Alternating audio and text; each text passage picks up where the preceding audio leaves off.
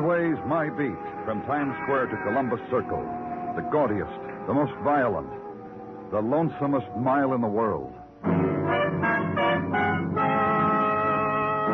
Broadway's My Beat, with Larry Thor as Detective Danny Clover.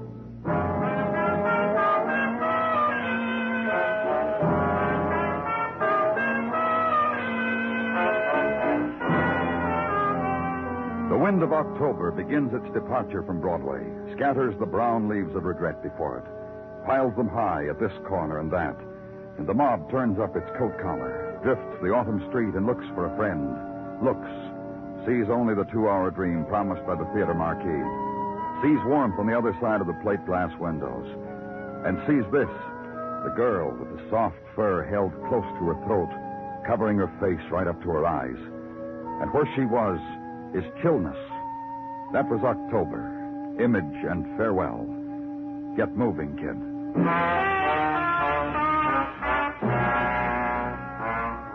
And at evening above it, the place of no seasons, hospital corridor where I was, and Detective Muggavan. What about it, Danny? Is she going to live? Dr. Sinsky doesn't know. At least he says he doesn't know. He knows. A girl stabbed like that, she hasn't got a chance. Mind if we sit down here on this bench and smoke? Oh. Just run it down for me, Muggavan. The subway guard, Times Square, said it was 10 o'clock, give or take a couple of seconds, that he heard her scream. Local train had stopped, people getting on and off, rush, you know. So a girl screamed. Do you think the people stopped rushing to see what was the matter? No, they kept right on. Come on, Muggavan, just tell me. The guard battled his way through to where the girl screamed she had a knife in her. Yeah. Couldn't tell if she'd been on the train and was getting off or what. They called emergency ambulance, got her here about half an hour ago. No witnesses? Oh, the usual crop. Each with a story of the way they figured it happened. Nothing. Identification? Lots of that. Wallet, usual stuff. Oh, here, wait a minute. Here. Yeah. I wrote it down for you. Mary Trevor, 1212 West 37th. What else? She was carrying an overnight bag, Danny. Been away or was going away for a day, too. Nightgown, underthings, slippers, you know the stuff. A novel to read, a couple of women's magazines. She had a nice vacation, huh?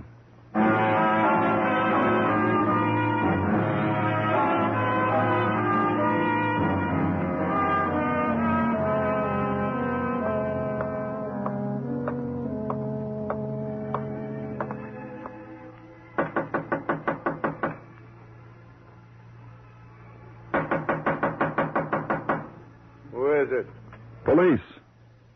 What do you want? Information. Talk. About Mary Trevor. Go on in.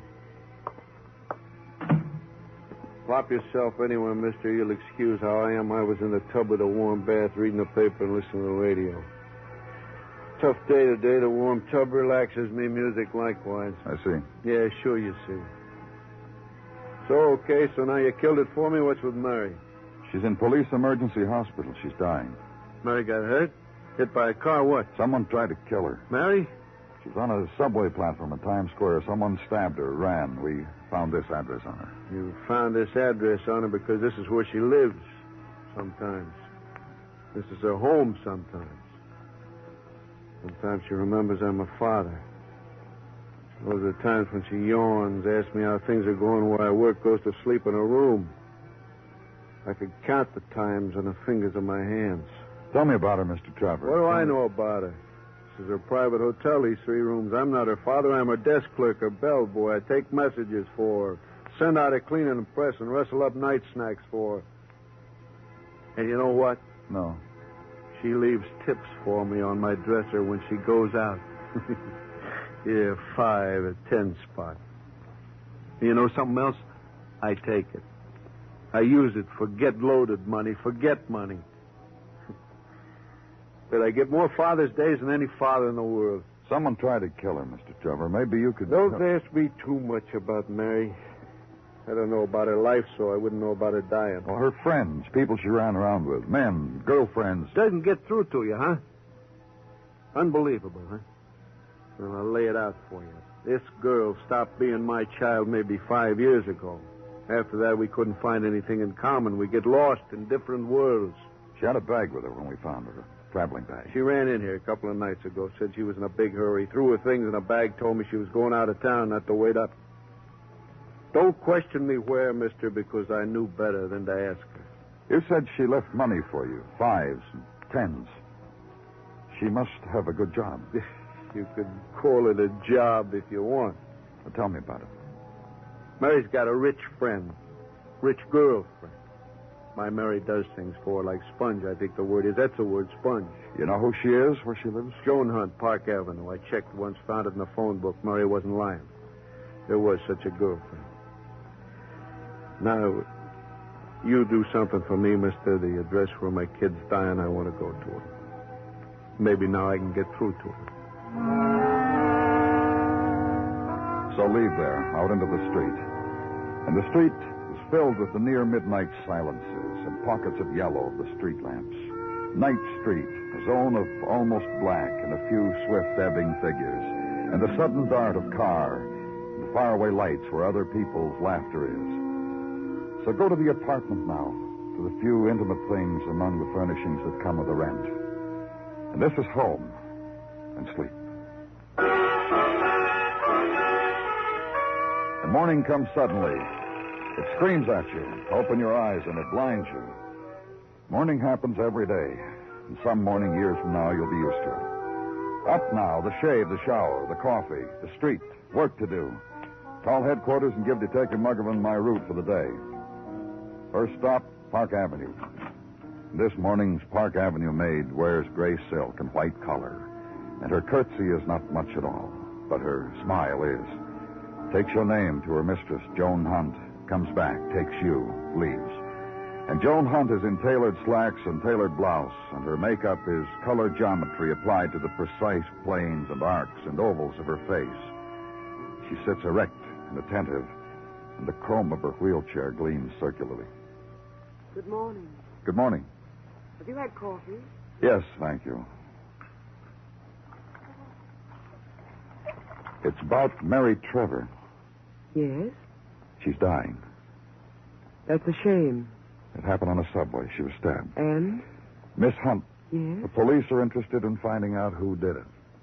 You must know I realize that. I saw Miss Trevor's father last night. He told me there was sort of relationship between you two. Precisely what? He said his daughter sponged off you. She did. I'm sorry, Miss Hunt, but... Like this, Mr. Clover.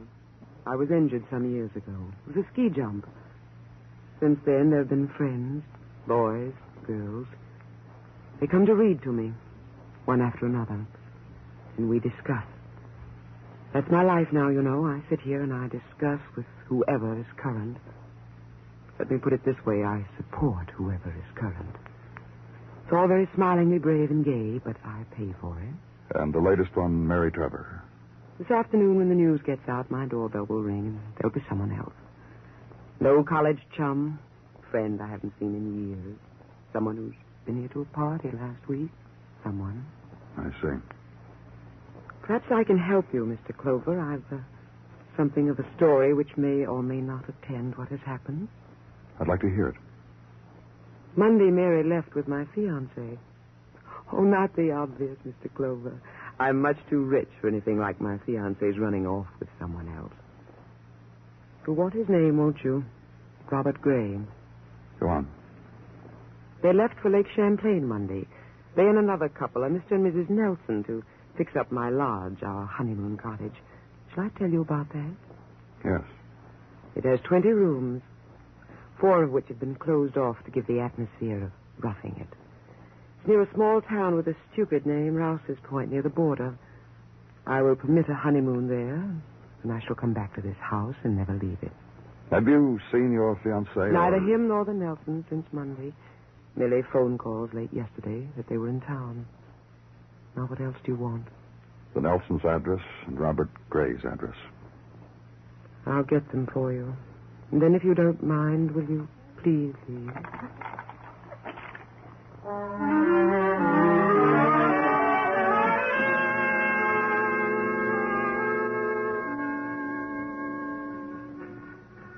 Whatever it is you want of me, make it brief, Let's not make a crease of it.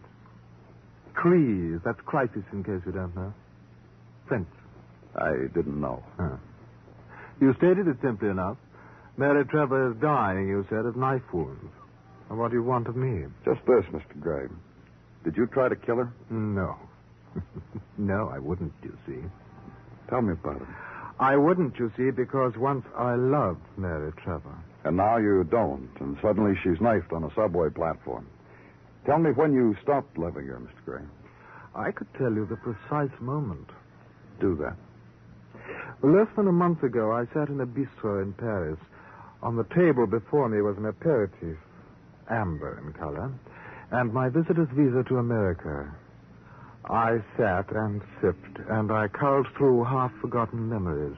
High among them was Mary Trevor. You said a visitor's visa. Exactly. 30 days have I in the country of my birth. Here, I'll show you.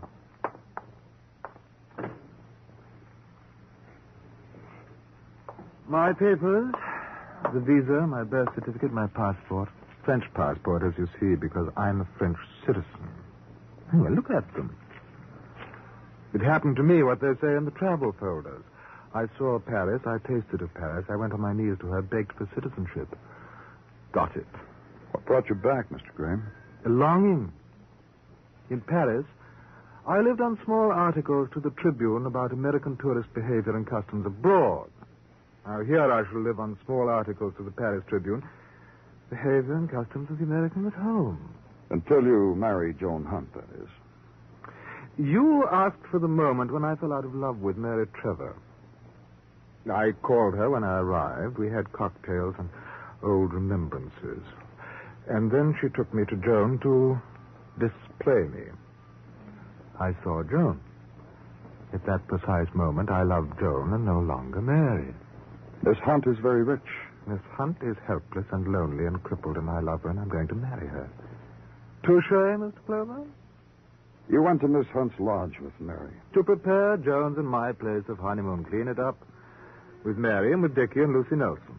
Very proper. Very comme il faut. Dickie and Lucy are giddy idiots, but they're respectable folk. As was Mary. As was I. When did you see her last? When my cab dropped the Nelsons off at their apartment. Then Mary off at a subway station uptown. I kissed Mary's forehead, and our forever parting was graceful. Now, if you... Never mind, Mr. Gray. I'll get it. Hello? That you, Danny? Yeah, Muggavan, what do you want? I'm here at the hospital with Mary Trevor, Danny. She's trying to say something. She wants to talk to Robert Gray. All right, write down what she says. I'll get Gray. It's for you, Mr. Gray. Who? Mary Trevor. She wants to talk to you. You going to take the call, Mr. Gray? Yes. Yes, I am. Mary, it's me. It's Robert. I'm deeply sorry about... Mary? Mary? Playful joke, Mr. Clover? There's no one there. Give me the phone. Hello? Hello, Muggavan. Yeah, Danny. Give Mr. Gray the message. Tell him Mary Trevor couldn't say a word to him. She just died.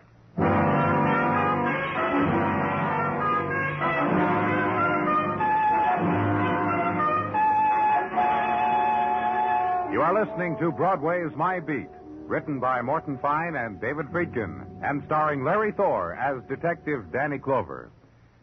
When you set about explaining how democracy works, the first thing you're apt to mention is that it's the system where everybody has his say on how things are run.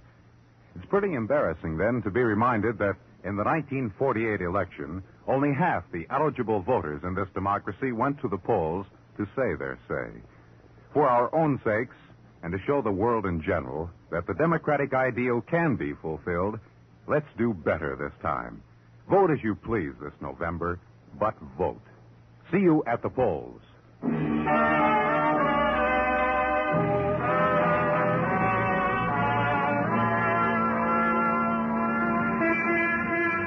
October's dying is of gold and of an autumn leaf that floats a river spilling into winter's seas. And for Broadway, too, it is the gentle time, the slow curve of light that bends from brilliant summer glint, bows, dissolves into chill grays. Indian summer mists into autumn smoke. The time of the early afternoon stroll and the swift appraisal of winter's mannequins, the drawing of lots in the football pools, and the newest emotion, movies in 3 dimensions. The good time, the gentle time. So walk the late October street, kid, before it's pulled out from under you.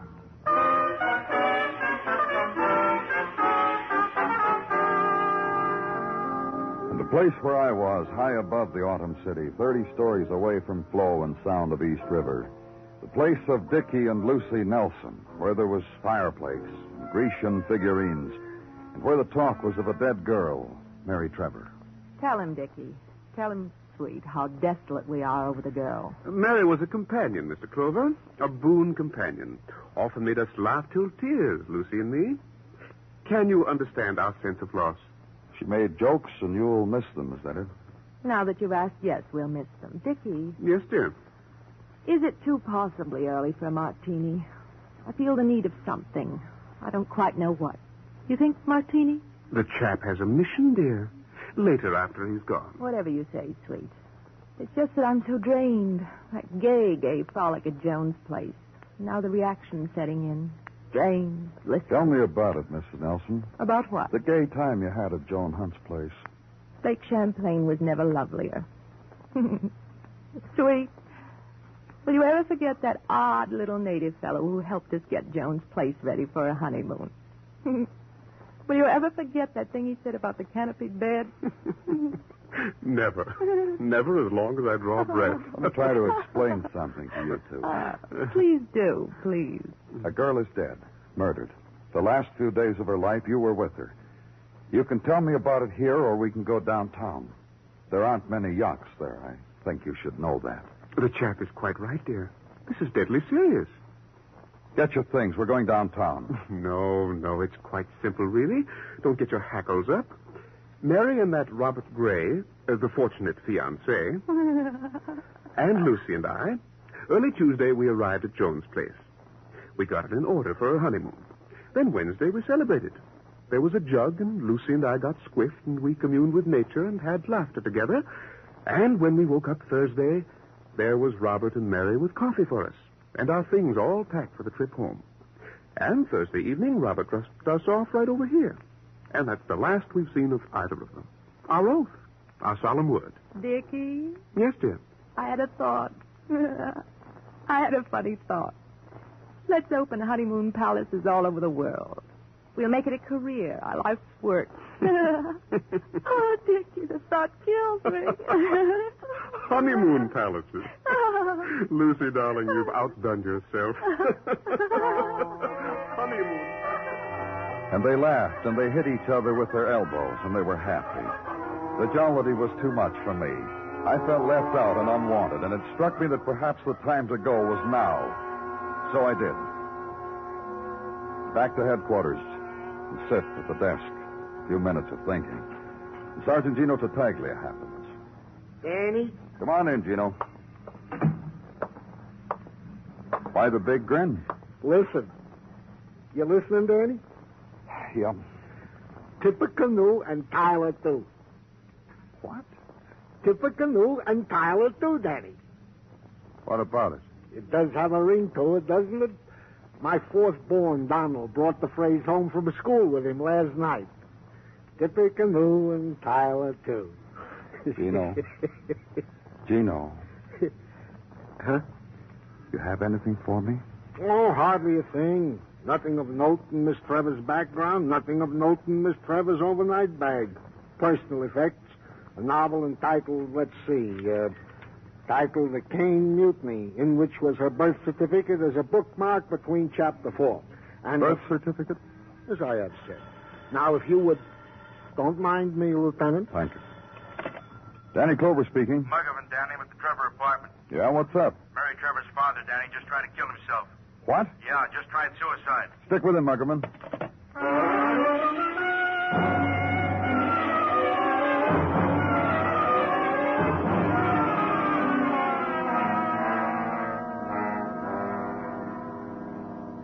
I must have been out of my mind. I don't know. I went crazy. Suddenly it was the only thing I could do, kill myself. Why? Why did you try to commit suicide, Mr. Trevor? Well, don't just sit there and shake your head. You plugged up the apartment and turned on the gas, so there must have been a reason. Leave me alone. Remorse? You sorry about something? Nodding your head won't do it, Mr. Trevor. Talk to us. Tell us what you're sorry about. Leave me alone. Look, Mr. Trevor, your daughter was murdered. You don't like the kind of life she leads, so you kill her. Then you become very unhappy. You've done a very terrible thing, you tell yourself, so you make up for it. Flip on the gas. It doesn't hurt. You're dead real easy, and the whole thing's over with. That's the best you'll give us, huh? The bit with shaking the head? Who called the police, Muggavan? Now, some woman saw Trevor break that window over there, give a yell, and fall down, called it in. What are we going to do with him? Book him, I guess. Let's go, Trevor. Did you hear what the lieutenant said? That was crazy. Scared, too, huh? When you started getting a little woozy from the gas, real panicky, all of a sudden you don't want to kill yourself. Like you killed your daughter. What? Like you killed your daughter. No, I didn't do that. She's dead. I didn't want to live anymore because she's dead, but I didn't kill her. You see... What? Something happened to me. My baby dying, and she was going to get married, and me being her father and loving her. That's all there was to anything I did, loving her. What could I do any more about living? What could I do? Who was your daughter going to marry? There. Huh? In the table drawer where the phone is. This letter? Yeah. Let's see it. Yeah. Huh. We're here in Canada, Daddy, Bob and I. He's going to marry me. I'll make him do it. I've found a way. Signed Mary. Take a look, Muggavan. The envelope, too. Uh-huh. Bob. Robert Gray? Has to be. The envelope's postmarked Wednesday, LaColle, Canada. Yeah. Have Dr. Sinsky look at Mr. Trevor, Muggavan. I got a couple of stops to make. So ride the late afternoon streets. Uptown on 5th to 42nd. Public library. Ask for an atlas and get it. And locate a town in Canada called LaColle. Then know what you need to know. Leave there, cross town to a place you've been to before, to the apartment of Robert Gray. And no one answers your knock. Robert Gray's door is locked. So downstairs be told by a man at the switchboard that Mr. Gray had left word he might be reached at this number. Check the number against a name and an address you have, and it matches. So uptown again to Park Avenue at dog walk time. In the dock season, the spaniels lead their butlers on leashes. And today's maid wears today's gray silk, white collar, and a smile left over from yesterday. Go through the ritual and finally be ushered across the parquet floor to another room. Come in, Mr. Clover. Thanks. Robert and I were having tea. Will you join us? No, thanks. Did you want to see me? Both of you. Joan, dear. Yes? Whatever Mr. Clover wants to say to us, I'm sure I can answer it. Now, why Don't act the gallant, Robert. Sit there. Speak when you're spoken to. Now, what is it, Mr. Clover? Maybe Mr. Gray is right. Maybe just he and I. If it concerns Robert, it concerns me. Isn't that right, Robert? Robert. Yes. Robert says that's right, Mr. Clover. All right, Clover, let's... Sure. Let me pose the name of a town, Mr. Gray. LaColle. LaColle is a town in Canada. It's about 10 miles over the border. Well, I know where it is. When I used to spend the summers at my lodge at Rouse's Point, we'd go right across the border into LaColle for Canadian whiskey. But there's nothing there. There's a post office there. And as the sun slowly sinks below the post office at LaColle, you will bid us a fond farewell. Take off, Clover. Listen to my man. Man. What? I'm proud. Are we a handsome couple, Mr. Clover? Robert in his great red leather chair, me and mine. Of course we are. A little while ago, I saw a letter from LaColle. It was mailed Wednesday by Mary Trevor. Was Mary in Canada? Was she, Robert? I'm talking to you, Robert. She was there. And so were you, Mr. Gray. Why didn't you tell me, Robert? We went up the Canadian whiskey. But you should have told me. The Nelsons didn't mention anything about going to Canada. I don't think they went. Did they get loaded, Robert? Listen, John. Did they get loaded, Robert? And did you lose them, Robert? And you and Mary went to Canada. Why? Will you just listen? All right. It's just across the border. That's right, Robert. Go on, Robert. The Nelsons were drunk. They got dull. Mary and I... She loved you very much, didn't she? Well, what of it? Isn't that nice? Women fall in love with Robert. And blackmail him, too. Joan, listen to me. I've been listening. You've said nothing at all. Except that you got rid of your chaperone and went to a foreign land with a girl who was in love with you. Now I've just gotten word that she was blackmailing you. What a time you must have had, Robert. I'm telling you, nothing happened, Joan. It doesn't matter. You're an alien on a visitor's permit. You went out of the country. The law says you'd be deported for that. You couldn't let that happen. The blackmail, right, Mr. Clover? That's right. What did she want from you, Robert? Money? No, it couldn't be that. Then what else? You?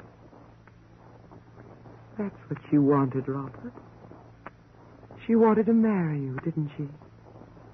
You know what she did? She made me go. She had it all planned. She had her birth certificate along so she could get out of the country and in again. Made you go, Robert. Oh, Robert. She said, let's get away from the Nelsons. All I'd have to do is show my birth certificate, and no one would know that I was an alien. Let's get back to the blackmail, shall we? Mary could have had you deported. And deported Robert couldn't have me. And let's face it, my darling, my money. So you had to kill her to keep her quiet. Is that right, Robert? How did you do it, dear? Dear? I dropped her off at home. I told her I'd meet her later. We met. We met, and... No suspense, darling. Just the story. We met. And there was all that subway crowd. You planned to kill her, didn't you? You were carrying a knife, so you must have planned. Help me. Help me, Joan. All right. Mr. Clover. Mm-hmm. I'm trying to phrase it so it won't seem obvious. My thoughts are how to buy Robert back from you. Forget it. If not money, then this. I told you. This wheelchair I'm in. I get lonely. I'm sorry. Robert. What? Goodbye, Robert.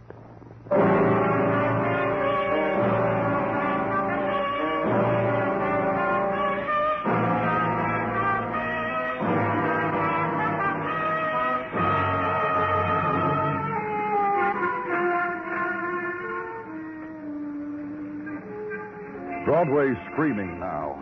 It sneers and makes a big fist at the night. And the Midway's boiling. It's yokel and clown and jack-in-the-box that leaps from dark doorways. And it's geek with no arms, no legs, and no heart. It's Broadway. The gaudiest. The most violent. The lonesomest mile in the world. Broadway. My beat.